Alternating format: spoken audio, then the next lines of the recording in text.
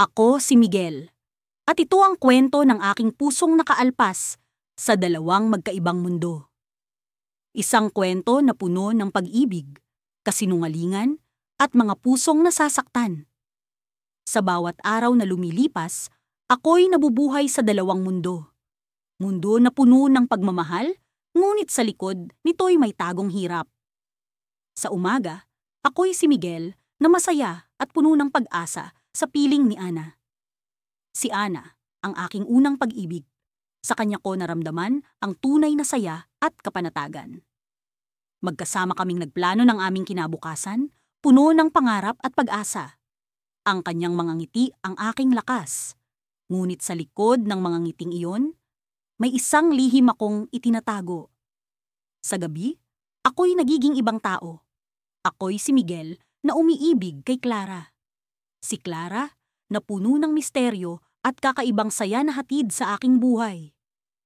Sa kanya ko naramdaman ang kakaibang tibok ng puso. Ang kanyang mga mata ay parang bituin sa kalangitan. Nagbibigay liwanag sa aking madilim na mundo. Ngunit sa bawat halik at yakap, may kirot na gumuguhit sa aking damdamin. Kung paano ko napasok ang ganitong sitwasyon, ni hindi ko rin alam. Ang tanging alam ko, mahal ko sila pareho. Sa bawat pagkakataon na kasama ko si Ana, ako'y puno ng pangarap. Ang aming mga plano ay tila isang pangako ng magandang kinabukasan. Ngunit sa tuwing ako'y bumabalik kay Clara, para bang may ibang dimensyon akong pinapasok. Isang mundo na puno ng pagnanasa at saya. Ngunit sa likod, nito'y natatanaw ko ang dulo na puno ng kasinungalingan. Isang araw, habang kasama ko si Ana sa isang kaaya-ayang piknik sa parke, bigla siyang nagtanong. Miguel, sigurado ka bang ako lang ang mahal mo? Nabigla ako sa kanyang tanong, ngunit nginitian ko siya at sinabing, oo, ikaw lang.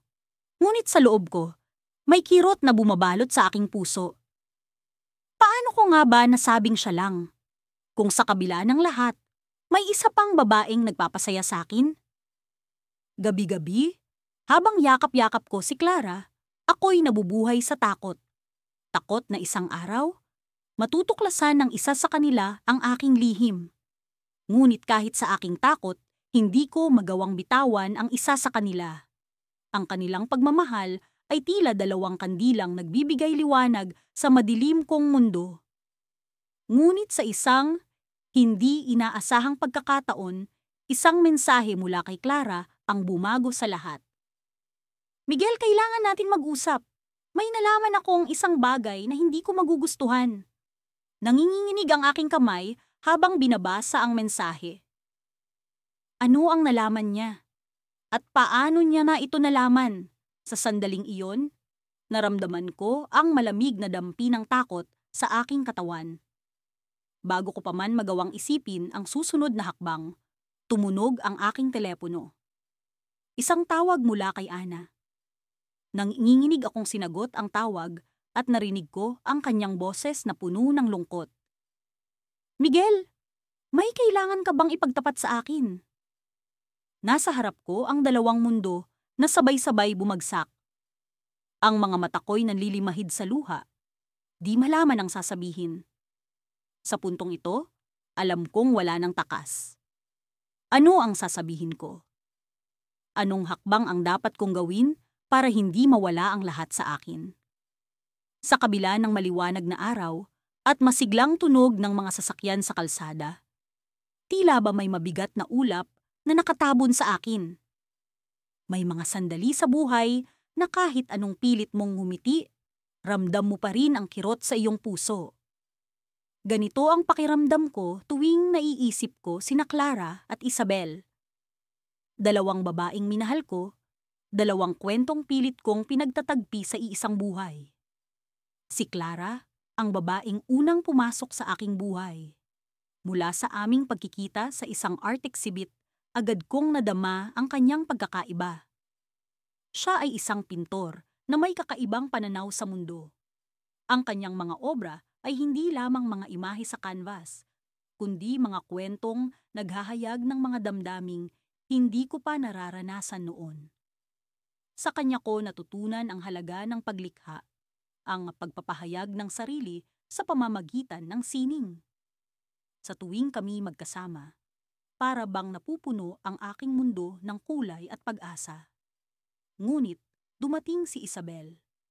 Isang kakatwang pagkakataon ang nagtagpo sa aming landas sa isang bookstore. Ang kanyang mga mata ay tila ba laging may lihim na ipinapahayag, at ang kanyang taong ngiti ay isang pangakong laging may kasunod na kwento. Si Isabel ang babaeng puno ng misteryo.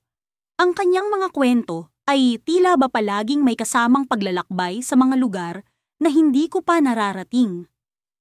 Sa kanya ko natutunan ang halaga ng pagtuklas, ang pagyakap sa hindi tiyak, at ang kasiyahan sa mga simpleng bagay. Sa pagitan ng dalawang babaeng ito, natagpuan ko ang sarili kong nalilito.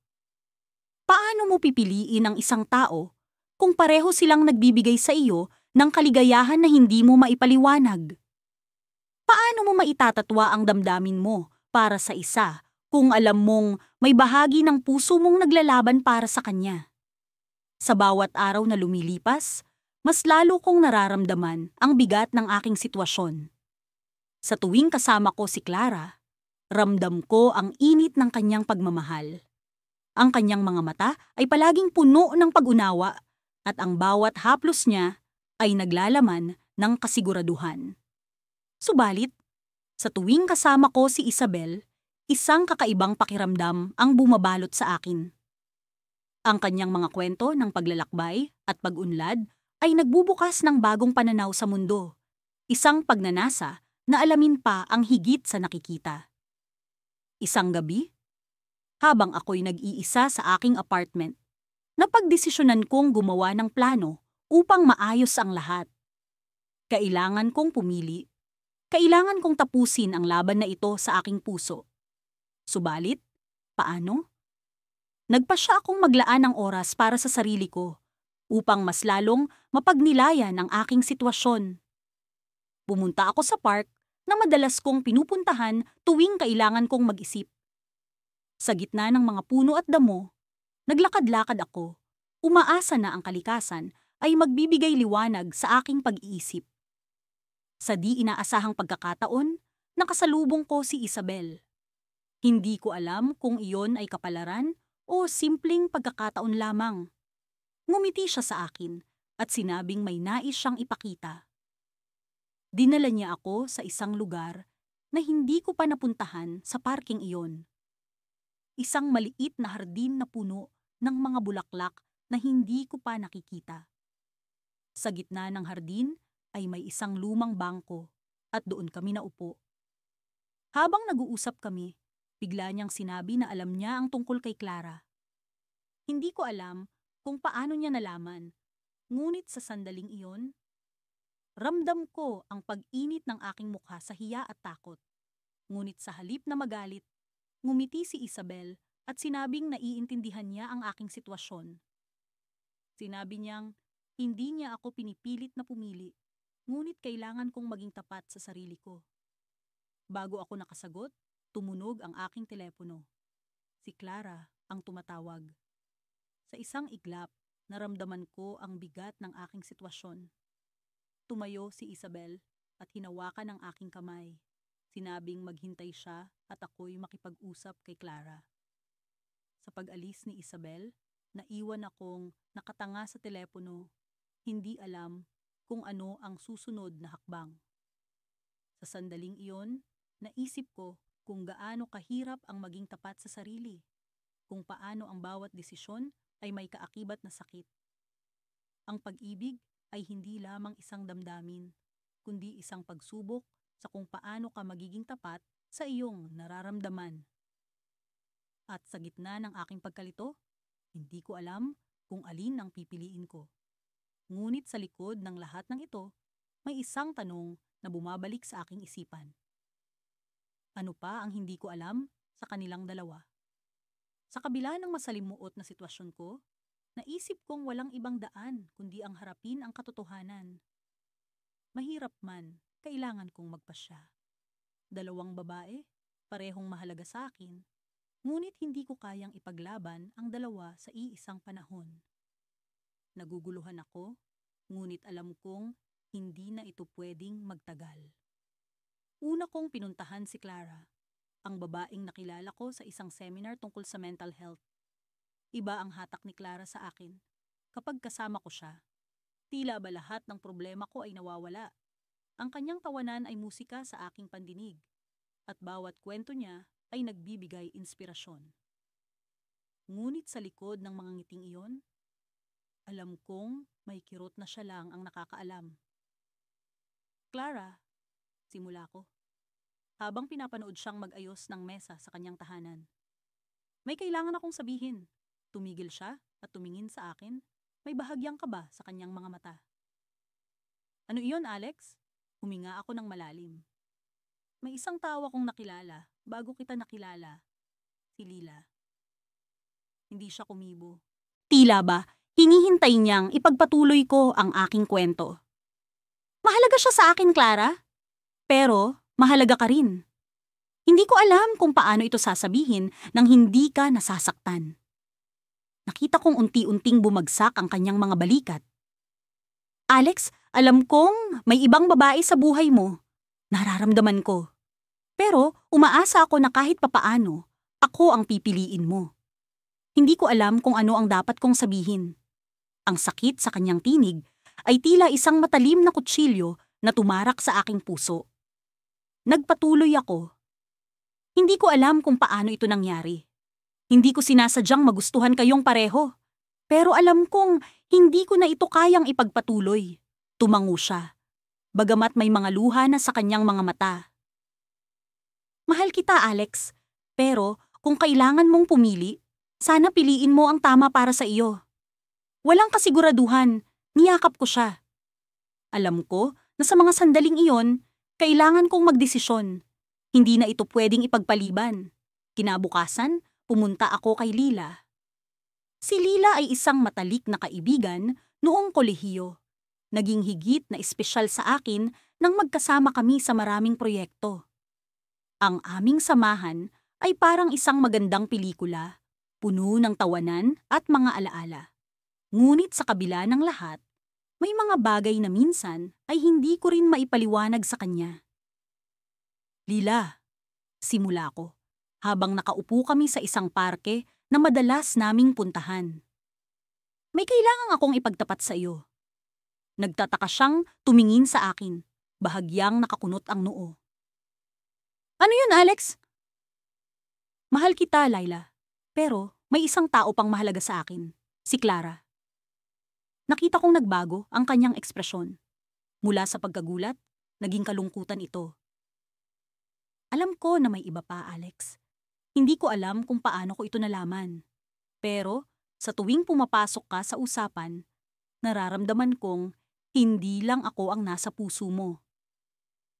Sinubukan kong ipaliwanag ang sitwasyon, ang pagtatalo sa aking isipan, ngunit nakita ko sa kanyang mga mata na hindi na kailangan ng paliwanag. Lila, hindi ko sinasadya. Hindi ko alam kung paano ito nangyari, pero kailangan ko nang pumili. Tahimik siyang tumango, ngunit kita ko ang pighati sa kanyang mga mata. Alex, mahal kita. Pero kung kailangan mong pumili, sana piliin mo ang tama para sa iyo. Niyakap ko siya tulad ng ginawa ko kay Clara. Sa mga sandaling iyon, alam kong hindi ko na maibabalik ang dati. Kailangan kong harapin ang kanyang mga luha, ang sakit na dulot ng aking desisyon. Pag-uwi ko, pinag-isipan ko ang lahat. Paano ko ba nagawang mahalin ang dalawang babae sa iisang panahon? Sa kabila ng hirap, kailangan kong magdesisyon. Walang kasiguraduhan kung tama ang magiging desisyon ko, pero kailangan kong harapin ito. Isang linggo ang lumipas. Pinili kong makipagkita kay Clara. Sa isang tahimik na kainan, naroon ako, naghihintay sa kanyang pagdating. Nang makita ko siyang pumasok, ngumiti siya sa akin, kahit kita ko ang bahagyang pag-aalala sa kanyang mga mata. Alex, simula niya. Alam kong hindi madali ito para sa iyo. pero umaasa akong pipiliin mo ang tama. Tumango ako, nagdesisyong sabihin ang lahat. Clara, pinili kita. Ngumiti siya. Ngunit bago pa man ako makapagsalita muli, nagring ang telepono ko. Napatingin ako sa screen at nakita kong si Lila ang tumatawag. Sa mga sandaling iyon, naramdaman kong bumalik ang lahat ng pag-aalinlangan. Ano nga ba ang tama para sa akin? Tumayo si Clara, inilapag ang pera para sa kape sa mesa. At bago siya umalis, bumulong siya. Umaasa akong magiging masaya ka, Alex, kahit ano pa man ang piliin mo. Habang nakatingin ako sa kanyang papalayong likuran, narinig ko ang boses ni Lila sa telepono. Alex, may kailangan kang malaman. Hindi lahat ng akala mo ay totoo. Sa mga sandaling iyon, naramdaman kong bumaliktad ang mundo.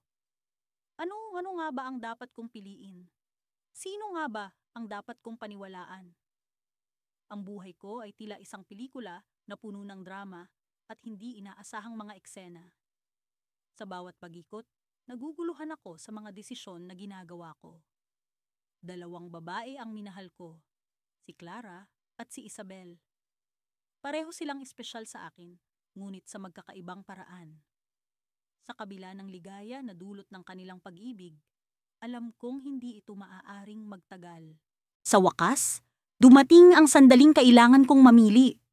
Isang umaga, nagising ako na may bigat sa dibdib. Alam kong hindi na pwedeng ipagpaliban ang desisyong ito. Nasa harapan ko ang dalawang sulat, isa para kay Clara at isa para kay Isabel. Matagal kong pinag-isipan kung paano ko sasabihin ang nararamdaman ko sa kanila. Sa bawat salita, tila sinusubukan kong balansehin ang pag-ibig na nararamdaman ko at ang sakit na idudulot ng aking desisyon. Kay Clara, ang sulat ay puno ng mga alaala ng aming mga pinagsamahan. Mula sa mga tawanan sa ilalim ng mga bituin hanggang sa mga tahimik na sandali sa tabi ng dagat. Siya ang naging kanlungan ko sa mga panahong pakiramdam ko'y nag-iisa ako sa mundo. Siya ang taong palaging nandyan para sa akin, na hindi ko akalaing magiging bahagi ng isang masalimuot na kwento. Sa sulat, sinabi kong mahal ko siya, ngunit may bahagi ng puso ko na hindi niya kayang punan. Kay Isabel, ang sulat ay puno ng mga pangakong hindi ko na kayang panindigan. Siya ang naging inspirasyon ko, ang taong nagturo sa akin kung paano maging mas bukas sa sarili. Sa kanya ko natutunan ang halaga ng pag-ibig na walang kondisyon. Ngunit sa kabila ng lahat ng ito, alam kong hindi ko siya kayang gawing bahagi ng buhay kong puno ng lihim. Sa sulat, sinabi kong mahal ko siya, ngunit may mga bagay na hindi ko kayang ipaliwanag. Habang isinusuot ko ang aking jacket at hinahawakan ang mga sulat, isang bahagi ng akin ang nagdadalawang isip. Ngunit alam kong kailangan kong gawin ito. Handa na akong bitawan ang mabigat na pasanin ng pagkakaroon ng dalawang puso sa iisang katawan. Nagsimula akong maglakad papunta sa parke kung saan ko unang nakilala si Clara. Ang mga dahon ng puno ay naglalagas, na tila sumasalamin sa mga nararamdaman ko. Ang unti-unting pagkawala ng mga bahagi ng aking buhay. Sa pagdating ko, nakita ko siyang nakaupo sa paborito naming bangko. Ang mga mata niya ay tila may iniisip na malalim at alam kong nararamdaman niya ang pagbabago. Ibinigay ko ang sulat at sa kanyang mga mata, nakita ko ang lungkot at pagkabigo. Walang salitang lumabas sa aming mga bibig. Sa huling pagkakataon, niyakap ko siya ng mahigpit bago tuluyang lumisan. Sunod kong tinahak ang daan papunta sa lugar kung saan kami madalas mag-usap ni Isabel, isang maliit na kafe sa kanto ng syudad. Pagdating ko roon, nakita ko siyang nakatingin sa labas ng bintana, tila inaabangan ang aking pagdating. Umupo ako sa harap niya at ibinigay ang sulat. Sa kanyang mga mata, nakita ko ang pag-unawa at sakit. Alam niyang darating ang araw na ito, ngunit umaasa siyang hindi pa ngayon. Hinawakan niya ang aking kamay at sa sandaling iyon, nagpaalam kami sa isa't isa ng walang salita. Umalis ako sa kafe na may pakiramdam ng kalayaan, ngunit alam kong hindi ito ang inaasahan kong kaligayahan. Sa aking pag-uwi, ramdam ko ang bigat ng desisyon ko. Alam kong hindi ito ang huling pagkakataon na mararamdaman ko ang sakit ng aking mga ginawa. Ngunit sa aking pagdating sa bahay, nagulat ako sa isang hindi inaasahang tanawin. Sa aking pintuan, may nakaipit na sulat. Binuksan ko ito at habang binabasa, unti-unting bumilis ang tibok ng aking puso. Ang sulat ay mula sa isang tao na hindi ko inaasahan, si Lily, ang babaeng matagal ko nang hindi nakikita. Alam kong hindi mo ako inaasahan, pero kailangan kitang makausap. May mga bagay na hindi mo pa alam at oras na para malaman mo ang lahat. Sa sandaling iyon, napagtanto kong hindi pa tapos ang kwento ko. Ang pagdating ni Lily ay nagbigay ng bagong pag-asa at takot. Ano ang mga bagay na hindi ko pa alam? Ano ang magiging epekto nito sa buhay ko? Nasa harapan ko ang isang bagong kabanata. At bagaman puno ito ng misteryo, handa akong harapin ang anumang mangyayari. Sa wakas, ang tanong na bumabagabag sa akin. Ano ang magiging bahagi ni Lily sa kwento ko? Sa paglipas ng mga buwan, nagpatuloy ang aking dobleng pamumuhay na tila isang komplikadong sayaw ng mga lihim at pagnanasa. Ang bawat araw ay isang pagsubok sa aking kakayahang balansihin ang pagmamahal ko kina Mara at Lika. Dalawang babaeng naging bahagi ng aking puso sa magkaibang paraan. Hindi ko inakalang magiging ganito kahirap ang sitwasyon, ngunit sa kabila ng lahat, natutunan kong maging malikhain sa paghawak sa aming mga relasyon. Si Mara ay isang maalalahanin at mapagmahal na tao. Ang kanyang kakayahang umunawa at pag-asikaso sa akin ay nagbibigay ng kakaibang aliw sa aking magulong isip. Sa tuwing kasama ko siya, para akong nasa isang mundo kung saan ang lahat ay payapa. May mga pagkakataon na iniisip kong baka siya na talaga ang hinahanap ko, ngunit lagi kong naaalala si Laika. Si Laika naman ay puno ng sigla at misteryo. Ang kanyang kakaibang pananaw sa buhay ay tila isang magnet na palaging humihila sa akin pabalik sa kanyang mundo. Sa tuwing kami ay magkasama, para akong ibang tao, masayang puno ng enerhiya at naglalakbay sa isang kaharian ng mga pangarap. Ang kanyang halakhak ay musikang nagbibigay buhay sa bawat araw ko. Sa isang tiyak na linggo, nagdesisyon akong magpunta sa paborito naming lugar ni Mara, isang maliit na kapehan sa tabi ng ilog. Nais ko sanang maglaan ng oras na kami lang dalawa, at sa pagkakataong iyon, naramdaman kong kailangan ko ng magpasya.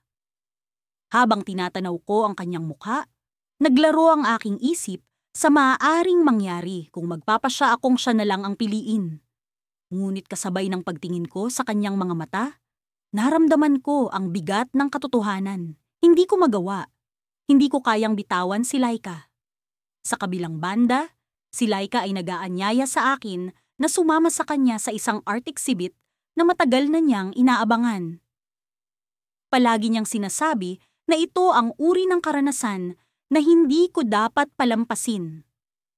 Sa bawat pag-uusap namin tungkol dito, nararamdaman ko ang kanyang kasabikan na ipakita ang mundo kung saan siya nabubuhay.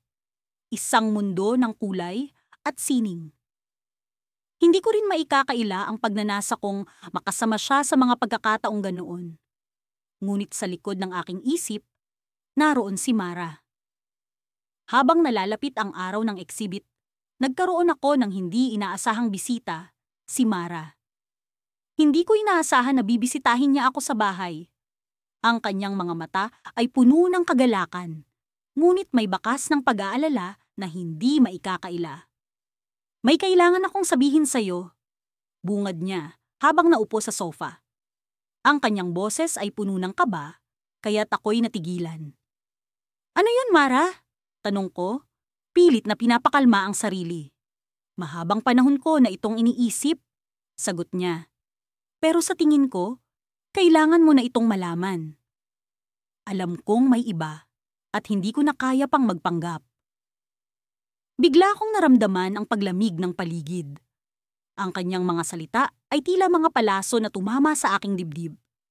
Hindi ko alam kung paano siya nakahalata, ngunit sa kanyang mga mata, nakita ko ang katotohanan. Hindi siya galit, ngunit puno siya ng kalungkutan. Mara, hindi ko alam kung paano. Simula ko, ngunit pinutol niya ang aking sasabihin. Hindi ko hinihingi ang paliwanag mo ngayon, sabi niya. Ngunit kailangan ko ng magdesisyon para sa sarili ko. Mahal kita, pero mahalaga rin ako. Sa mga sandaling iyon, natanto ko ang bigat ng aking mga nagawa. Ang kanyang mga salita ay nagsilbing panggising sa akin. Paano ko nga ba nagawa ito sa kanya? Sa aming dalawa? Ngunit bago pa man ako makapag-isip ng susunod na hakbang, tumunog ang pinto ng aking apartment. Sa pag-o-open ko ng pinto, bumungad sa akin ang isang pamilyar na mukha, si Laika.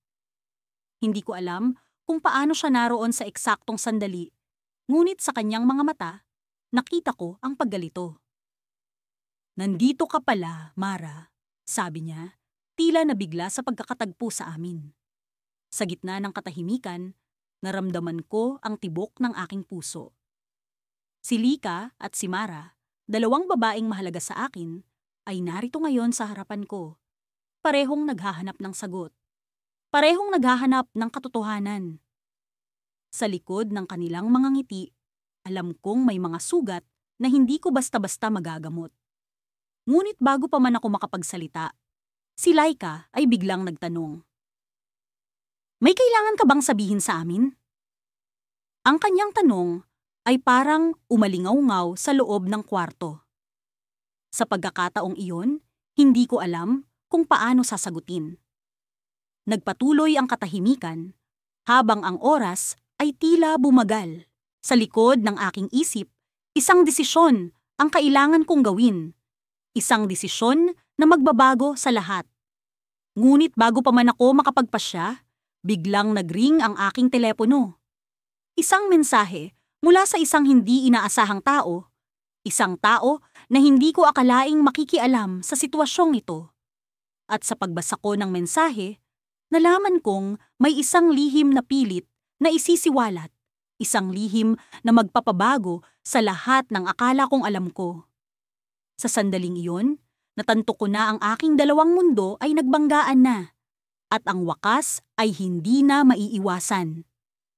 Sa mga gabing tahimik, habang nakahiga ako sa kama, lagi kong sinusubukang ipikit ang aking mga mata sa pag-asang makakatulog ako at makakalimutan ang komplikadong sitwasyon na kinasangkutan ko. Ngunit, sa tuwing sasapit ang dilim, bumabalik ang mga alaala ng dalawang babae na parehong nasa puso ko. Si Ana at si Leila. Si Ana, ang babaeng una kong minahal, ay siyang nagbibigay ng kalmado sa aking magulong mundo. Ang kanyang mga mata ay tila sinag ng araw tuwing umaga, at ang kanyang halakhak ay musika sa aking mga tainga. Kasama ko siya sa mahahalagang yugto ng buhay ko, sa mga pangarap na unti-unti naming binubuo. Ngunit si Leila, ang babaeng dumating sa hindi inaasahang pagkakataon, ay naging isang misteryosong puwersa na hindi ko matanggihan. Ang kanyang kakaibang pananaw sa buhay ang nagbigay sa akin ng tapang na sumubok ng bagong mga bagay, ang mga bagay na dati hindi ko pinangarap. Siya ang nagbigay ng kulay sa mga bahagi ng buhay ko na akala ko'y sapat na. Sa kabila ng saya na dala ng kanilang presensya, alam ko sa kaibuturan ng puso ko na hindi ito makatarungan, hindi ito tama. Sinubukan kong pigilan ang nararamdaman ko para kay Leila. Ngunit sa tuwing magkasama kami, parang may magneto sa aming pagitan na hindi ko maipaliwanag. Ang bawat sandali ay tila isang bagong kabanata ng kwento namin na patuloy na lumalalim. Kinausap ko si Ana isang gabi, sa ilalim ng mga bituin. Mahal kita, sabi ko sa kanya. Sa pag-asang maibsan ang bigat ng aking konsensya. Ngumiti siya, ngunit sa likod ng kanyang mga mata, parang may tanong na hindi niya mabigkas. Gusto kong sabihin sa kanya ang lahat. Ngunit sino ba naman ako para sirain ang kanyang tiwala sa akin?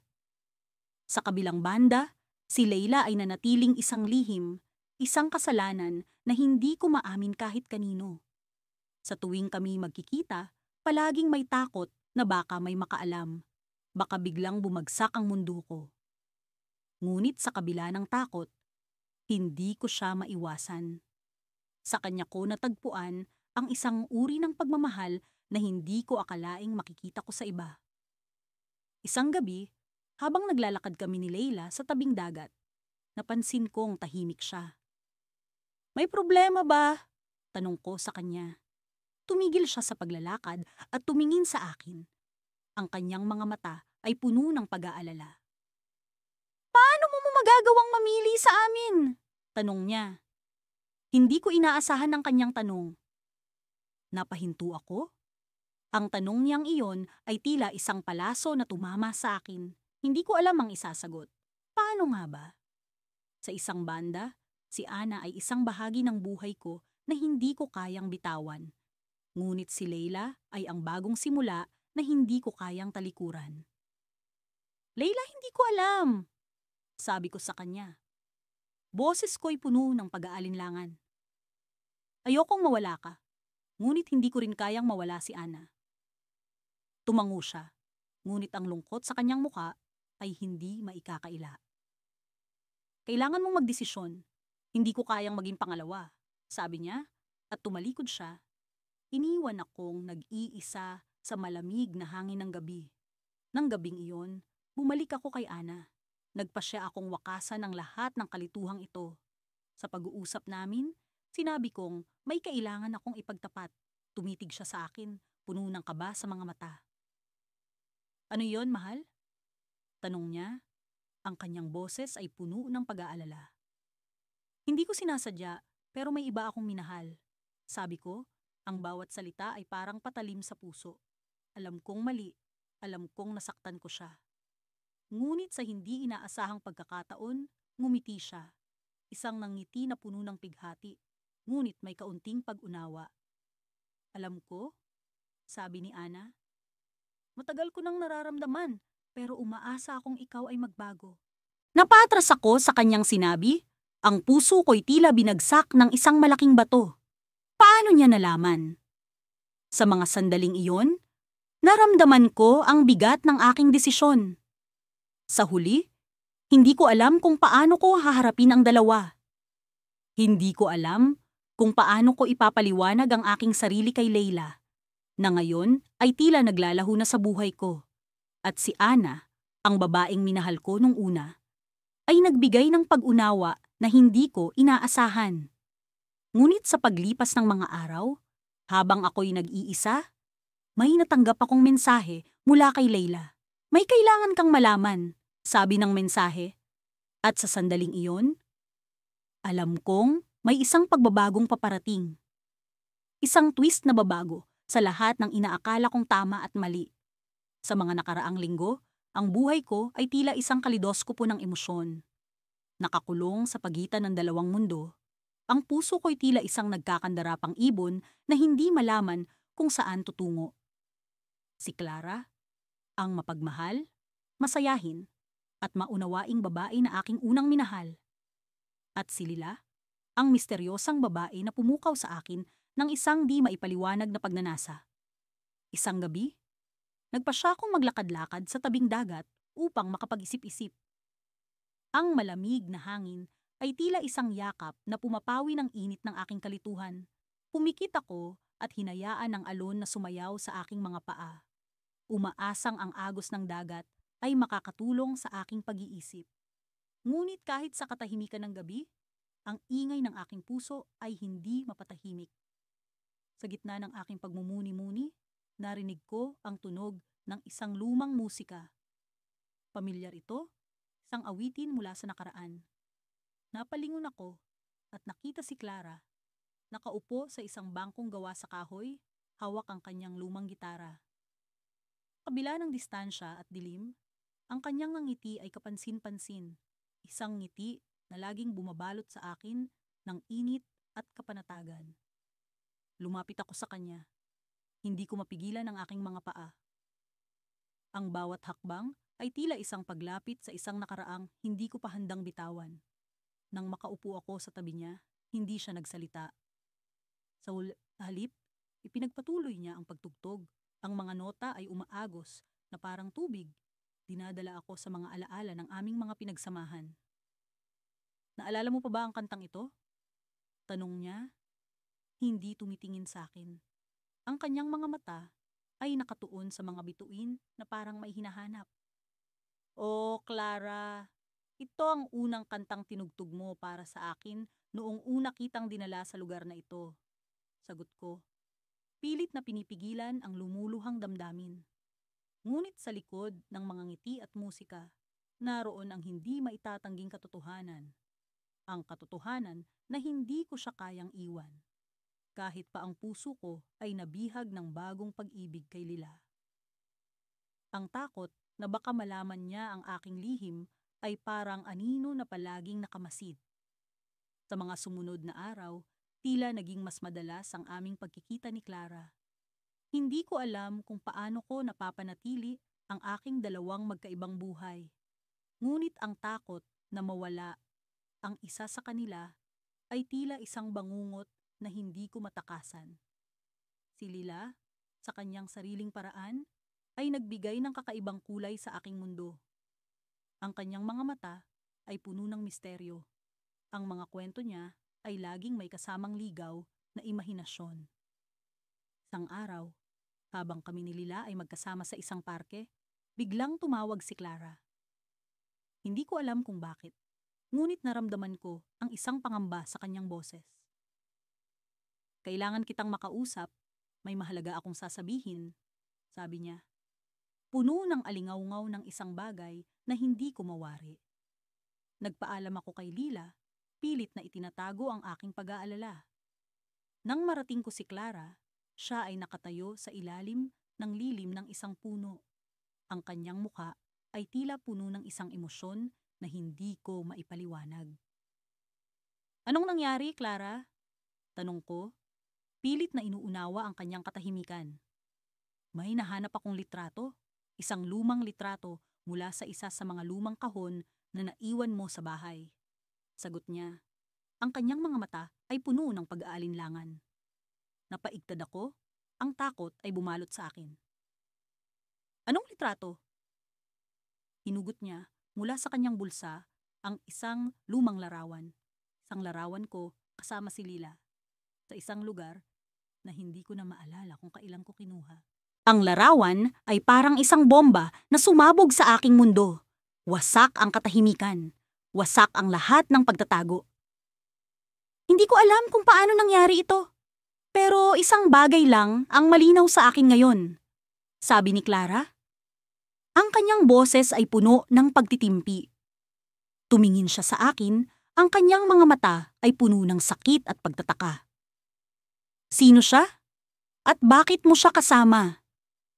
Ang puso ko'y tila piniga. Ang takot na nawala na ang isang mundo ko ay nagiging mas malapit sa katotohanan.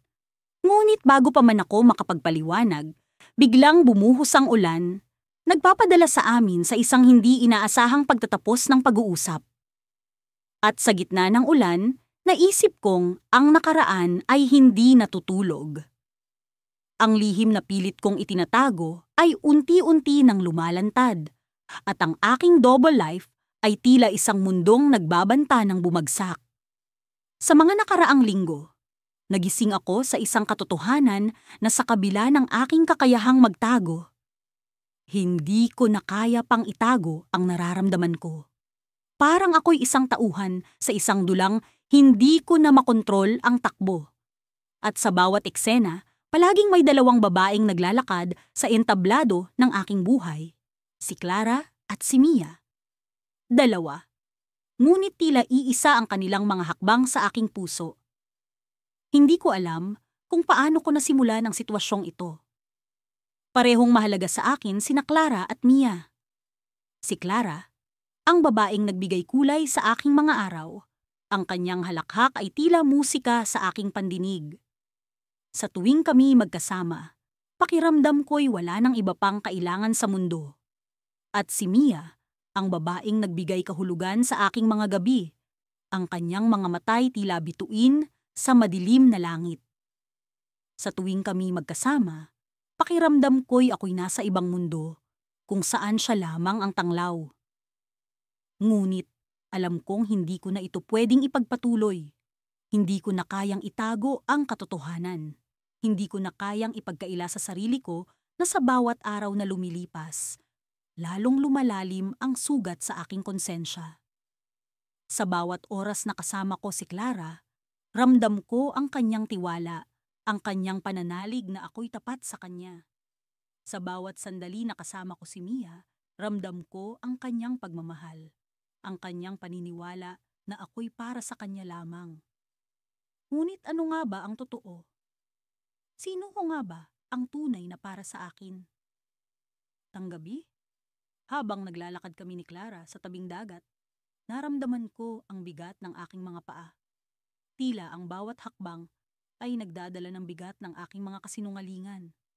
Umupo kami sa buhangin at sa ilalim ng mga bituin, nagpasya akong magsalita. Clara, may kailangan akong sabihin sa'yo. Simula ko, habang pilit na nilalabanan ang kaba sa aking dibdib. Ngunit bago ko pa man maituloy ang aking sasabihin, biglang nagring ang aking telepono. Si Mia. Hindi ko alam kung ano ang gagawin. Hindi ko alam kung paano ko haharapin ang sitwasyon.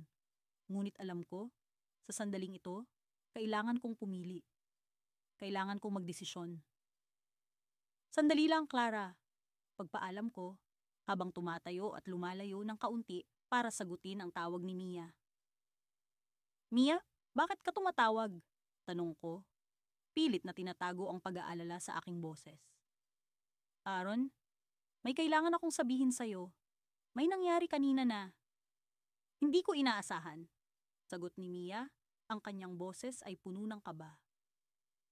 Ano niyang nangyari, Mia? Tanong ko, habang nararamdaman ko ang lumalalang tensyon sa pagitan naming dalawa. May nakita ako, Aaron. May nakita akong hindi ko inaasahan. Sa isang coffee shop sa kanto, nakita kong may kasama kang babae. Hindi ko alam kung sino siya, pero alam kong hindi siya kaibigan mo. Paliwanag ni Mia, ang kanyang boses ay puno ng sakit. Hindi ko alam kung ano ang sasabihin. Hindi ko alam kung paano ko ipapaliwanag. Alam kong sa sandaling ito, ang lahat ay nagbabago. Alam kong sa sandaling ito, kailangan kong harapin ang katotohanan. Mia, hindi ko alam kung paano ko sasabihin, pero simula ko. Ngunit bago ko pa man maituloy, naramdaman ko ang presensya ni Clara sa likod ko. Aaron, anong nangyayari? Tanong ni Clara. Ang kanyang boses ay puno ng pag-aalala. Sa sandaling ito, alam kong wala na akong magagawa. Alam kong sa sandaling ito, hindi na ako makakatakas. 2 babae, 2 puso, at isang desisyon ang kailangan kong gawin. Ngunit paano nga ba ako makakapili?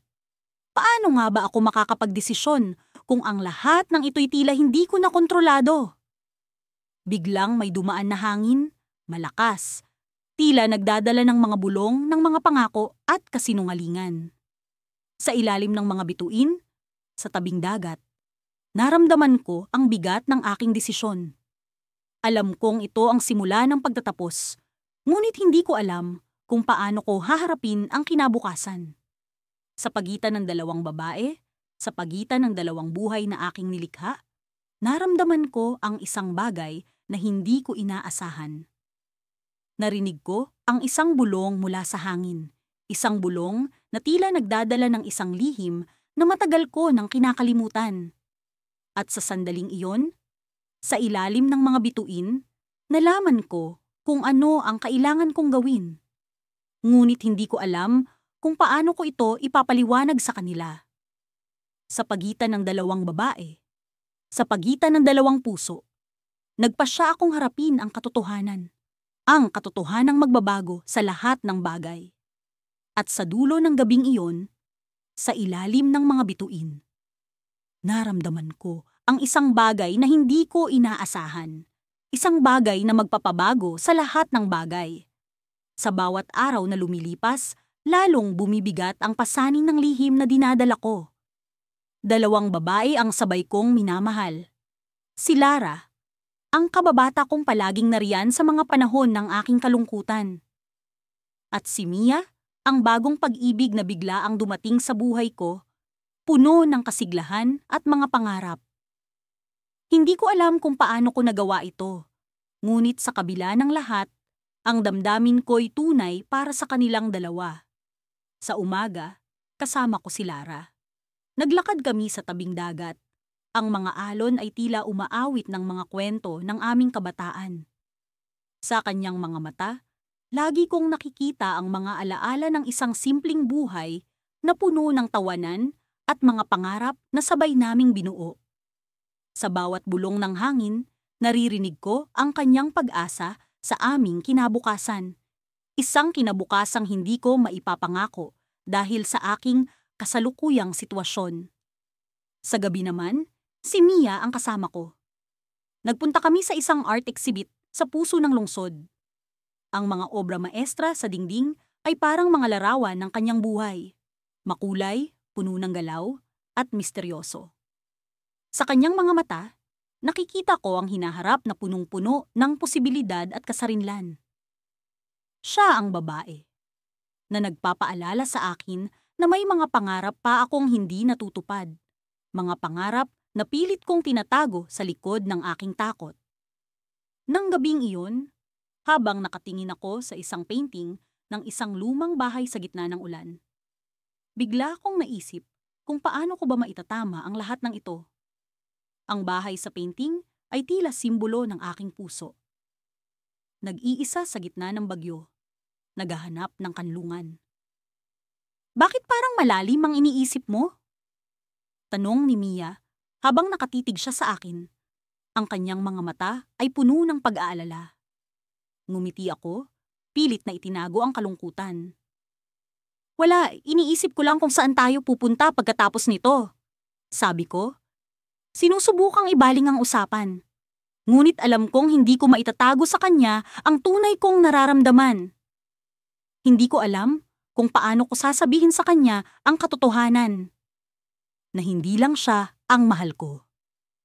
At sa bawat araw na lumilipas, lalong lumalalim ang sugat ng kasinungalingan. Samantala, si Lara naman ay palaging nandyan, tahimik na nagmamasid sa bawat galaw ko.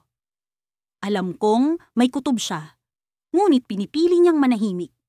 Sa kanyang pagtingin, nararamdaman ko ang sakit at pagdududa, mga damdaming hindi niya maipahayag dahil sa takot na baka hindi ko siya piliin. May gusto ka bang sabihin, Lara? Tanong ko isang araw, habang nagkakape kami sa paborito naming kafe.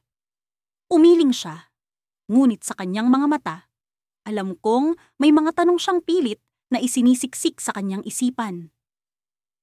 Hindi ko siya masisisi. Ako mismo ay hindi alam kung paano ko sasagutin ang mga tanong na iyon. Sa pagitan ng dalawang mundong ito, unti-unti akong nauubos. Hindi ko alam kung paano ko haharapin ang kinabukasan. Alam kong darating ang araw na kailangan kong mamili. Ngunit paano kung ang pagpili ay magdulot ng sakit para sa kanilang dalawa? Isang gabi, habang nakahiga ako sa kama, nag-iisa at nagmumuni-muni, biglang may natanggap akong mensahe mula kay Mia. Kailangan kitang makita bukas. May mahalaga akong sasabihin, sabi niya, puno ng urgency ang tono. Biglang bumilis ang tibok ng puso ko. Ano kaya ang sasabihin niya? May kutob ako, ngunit pilit kong isinasantabi ang mga negatibong ideya. Subalit sa isang bahagi ng isip ko, alam kong may posibilidad na nagbago ang lahat. Kinabukasan, nagkita kami sa parke. Tahimik ang paligid. Tanging huni ng mga ibon at lagaslas ng hangin ang maririnig. Nakaupo siya sa isang bench, ang mukha ay punong-puno ng emosyon. Mia, ano ang nangyayari? Tanong ko, puno ng kaba ang boses. Tumingin siya sa akin at sa kanyang mga mata, nakita ko ang isang bagay na hindi ko inaasahan. Alam ko na ang lahat, sabi niya, ang kanyang tinig ay puno ng sakit. Biglang bumagsak ang mundo ko. Paano niya nalaman? Sino ang nagsabi sa kanya? Ang mga tanong ay naglipa na sa isipan ko, ngunit hindi ko mahanapan ng sagot. At sa kanyang pagtingin, alam kong ito na ang simula ng wakas. Sa kabila ng lahat, nararamdaman ko ang kanyang pagmamahal. Ngunit alam kong hindi na ito magiging sapat. Sa likod ng lahat ng kasinungalingang ito, isang katotohanan ang nagbabadya, kailangan kong mamili. Ngunit paano kung ang pagpili ay magdudulot ng sakit para sa aming lahat? Nagsimula ang araw na tila isang ordinaryong Martes lamang. Nasa opisina ako, abala sa mga papel na kailangang tapusin. Ngunit sa likod ng aking isipan, dalawa ang tumatakbo. Si Mariel at si Lila. Dalawang babae, dalawang kwento, at isang pusong nahahati. Pakiramdam ko'y nasa isang pelikula ako. Ngunit sa halip na musika, ang tanging naririnig ko'y ang tuloy-tuloy na tibok ng puso kong hindi alam kung paano haharapin ang sitwasyon. Si Mariel ang una kong nakilala. Mababait ang kanyang mga mata at sa bawat ngiti niya ay tila nasilayan ko ang isang mundong puno ng pag-asa. Walang kapantay ang aming mga sandali, ang mga tawanan at kwentuhan sa ilalim ng mga bituin. Ngunit dumating si Lila at sa kanya ko natagpuan ang isang kakaibang ligaya. Ang kanyang talino at tapang ang humatak sa akin. At hindi ko na malayang nahulog na rin ako sa kanya. Hindi ko ginusto ang ganitong sitwasyon. Hindi ko hinanap ang dalawang pagmamahal. Ngunit parang sinadya ng tadhana na magsalubong ang aming mga landas. Sa bawat araw na lumilipas, lalo lamang akong nalilito. Mahal ko sila pareho. Ngunit alam kong hindi ito tama.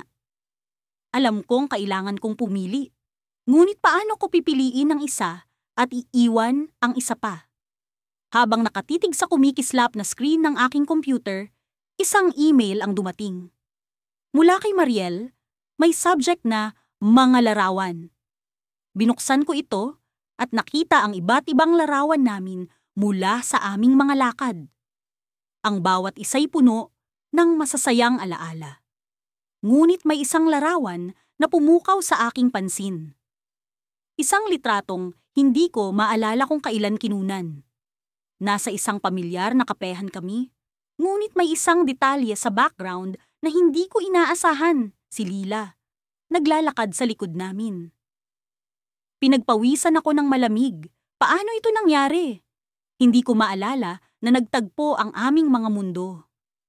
Sinubukan kong balikan ang araw na iyon sa aking alaala, ngunit tila isang bahagi ito ng puzzle na hindi ko matipon. Sa gitna ng aking pag-iisip, biglang nagring ang aking telepono. Si Lila. May kailangan akong sabihin sa'yo. Bungad niya. Ang kanyang tinig ay puno ng alinlangan at agad akong kinabahan. May nalaman akong hindi ko inaasahan tungkol sa atin. At kay Mariel. Parang biglang tumigil ang oras. Paano niya nalaman? Ano ang alam niya? Hindi ko alam kung paano magpapaliwanag. Ngunit bago pa ako nakapag-isip ng sasabihin, nagpatuloy siya. Nakita kita sa isang larawan, sabi niya. Isang larawan kasama si Mariel. Hindi ko ito sinadya, ngunit nakita ko ito sa social media. Alam kong hindi kita dapat sinundan, pero may kutob akong hindi ko maalis. At tama nga ako. Parang binuhusan ako ng malamig na tubig. Ang lihim kong pinakaiingatan ay nalantad na. Wala na akong magagawa kundi ang harapin ito. Magkita tayo mamaya, sabi ko. Pilit na pinapanatili ang kalmadong tono ng boses ko. Pag-usapan natin ito ng maayos. Oo, kailangan nating mag-usap, sabi ni Lila. Pero hindi lang tayo. Nakausap ko na rin si Mariel. Sa mga sandaling iyon, parang gumuho ang mundo ko. Hindi ko alam kung paano ko nahaharapin ang sitwasyong ito. Paano kung pareho na nila akong iwan? Paano kung hindi ko na maituwid ang lahat ng pagkakamali kong ito? Habang papunta ako sa lugar kung saan kami magkikita, hindi ko maiwasang mag-isip. Baka ito na ang wakas ng lahat. Baka ito na ang pagbagsak ng aking mga pangarap. Ngunit sa kabila ng lahat, alam kong kailangan kong maging matatag. Kailangan kong tanggapin ang anumang magiging desisyon nila. Mahal ko sila. At kung ang ibig sabihin nito ay kailangan kong palayain sila, handa akong gawin ito. Pagdating ko sa kapehan, nakita kong naroon na silang dalawa. Parehong may bakas ng lungkot sa kanilang mga mata, ngunit may determinasyon rin. Naupo ako sa kanilang harapan at sa sandaling iyon, alam kong wala nang atrasan. Kailangan ko nang harapin ang katotohanan.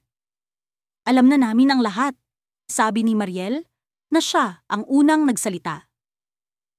Ngunit bago ka magpaliwanag, may kailangan muna kaming ipakita sa iyo. Lumabas si Lila ng isang maliit na kahon mula sa kanyang bag at binuksan ito. Sa loob, may dalawang singsing na magkapareho ang disenyo.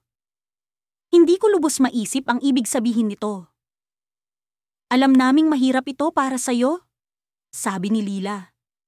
Ngunit may desisyon na kami ni Mariel. Sa pagkagulat ko, sabay nilang inilabas ang mga singsing at isinuot ito sa kanilang mga daliri. Pinili namin ang isa't isa, sabay nilang sabi. Hindi ako makapaniwala. Sa mga sandaling iyon, napagtanto ko ang tunay na halaga ng pagmamahal. Minsan, ang pagiging totoo sa sarili at sa iba ang pinakamahalaga. Sa huli, ang pagmamahal ay hindi lamang tungkol sa pagsasama, kundi sa pag-unawa at pagpapalaya sa isa't isa. Sa likod ng mga larawan, sa likod ng mga lihim, natutunan ko ang isa sa pinakamahalagang aral sa buhay.